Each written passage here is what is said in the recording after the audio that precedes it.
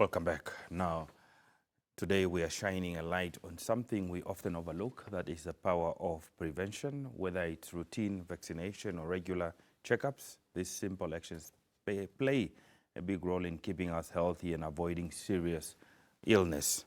So instead of waiting for something to go wrong, let's explore how we can stay one step ahead, because when it comes to our health, prevention is better than cure. Joining us in studio to help break down this topic is Sharon Kondo, who's a registered nurse. Good morning, ma'am, and thank you so much for making time to speak to us. Good morning, and thank you for having me. Now, as a registered nurse, how would you see the role of preventative healthcare, like vaccinations and regular checks up in improving the overall community health and also of those members that are part of that community? Okay, I think preventative healthcare actually plays a vital role in a sense that, especially vaccines, what vaccines actually does is it trains our bodies to fight off these diseases. So, and some of these diseases are actually not curable, so it's better you are vaccinated against it than contracting it, and then there's, in most cases, no hope for you. There's no hope for you. Yeah. Checkups plays a vital role in a sense that it's always best you are diagnosed early, then it's more manageable or treatable rather than being diagnosed at a later stage where maybe it's already bad. Okay. Yeah. Now, given that we have health challenges in this country, many people don't have access to medical aid, be it private or be it government, how important is regular health screenings in catching diseases early, and what general advice do you normally give out to community members about how often they should get, health screening checks, for instance? Okay. I think it's important to get screened as often as you can, because like I said earlier, it's always best you are diagnosed early than late. Then it's cost-wise, it's cheaper, because, for example, if you are looking at diseases like diabetes or high blood pressure, it's always best you are diagnosed early, and then you're just maybe managed with medications. Then you won't need further treatments, like, for example, maybe in now the case of diabetes, if you might end up needing amputation and so forth. Now, if you are a private patient, that will be more costly for you. So early screening and early detection is always best. Now, vaccinations play a crucial role, in controlling disease globally, and we see that they still remain vital. Are they only critical in children? Should they also be critical in are they also critical in adults? Okay, with vaccines mostly associated with children and babies, they are also necessary in adults, especially for diseases that are just arising. For example, we've had COVID-19 recently. That was not present back then, like in,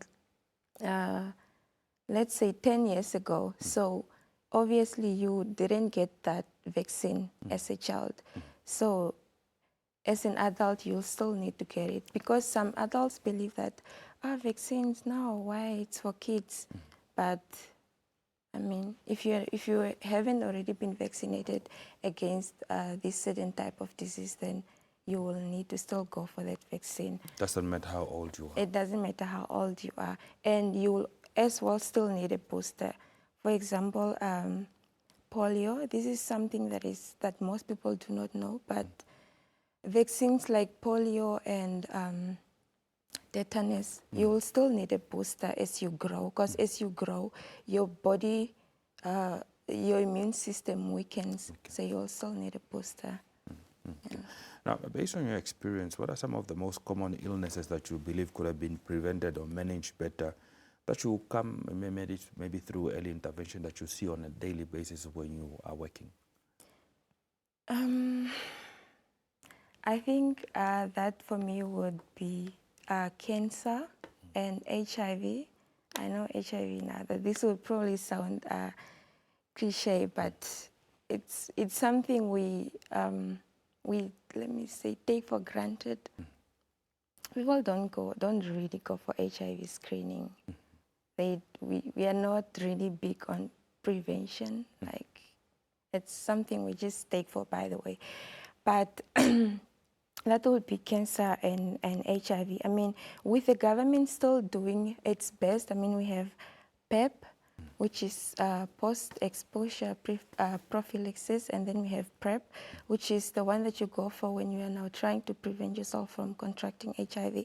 We have all these things, and they're available at the clinics. They are free, but people still don't go for them. So now for me to see or to come across people that would get diagnosed when it's quite late, I think we are a bit ignorant in that regard.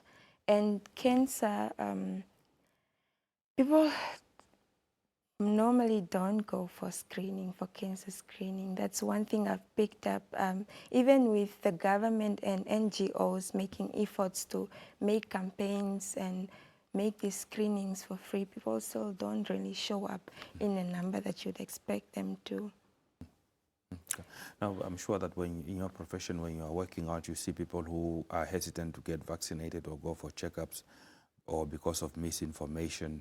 As a nurse, how do you overcome these concerns? What do you normally advise these patients that you come in contact with? Okay, misinformation-wise, you'd want to explain to the patient and make sure that they understand, because sometimes people don't, it's not really that they don't want to go, but it's because they've had false information about, for example, no, if you get this vaccine, then you'll so and so will happen, which is in most cases not true, because these vaccines are mostly tested and proven to be safe. So you just want to explain to the patient and also lead by example. You know, you cannot now go for what and what vaccine if you yourself, you didn't go for it. I mean, if you know best and you didn't have the vaccine, why should I have it? Okay. So, yeah. Now, finally, let's talk about those practical steps that individuals can take on an everyday basis to ensure that prevention remains a priority and how to maintain a good health. What are some of those simple steps that there's an individual that's watching right now can do? Okay, it's simple, not so simple, but what you want to do is you want to stay as healthy as possible by doing what you can.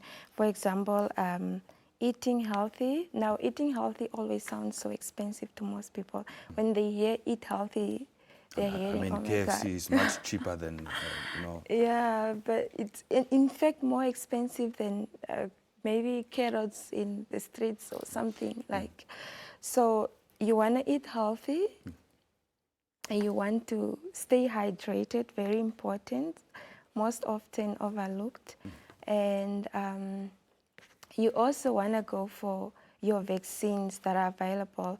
You can go to your healthcare providers, ask what vaccines are available that you think a person of my age or whatever can take, and then you get better information.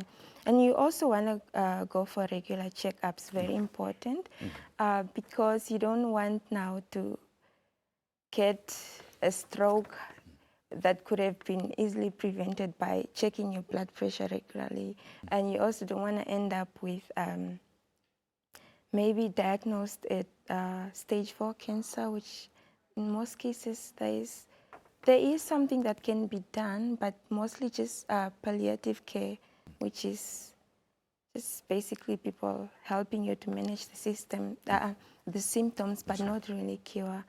So you want to go for your regular checkups, eat healthy, stay hydrated, and vaccines as well, and keep your mental health status right, because most diseases, the causes of most diseases is stress. Stress. Which most people don't know. Okay, it's not directly, but It contributes. It contributes. Okay. Well, Sharon, Kondo, thank you so much for making time to speak to us this morning. Yeah.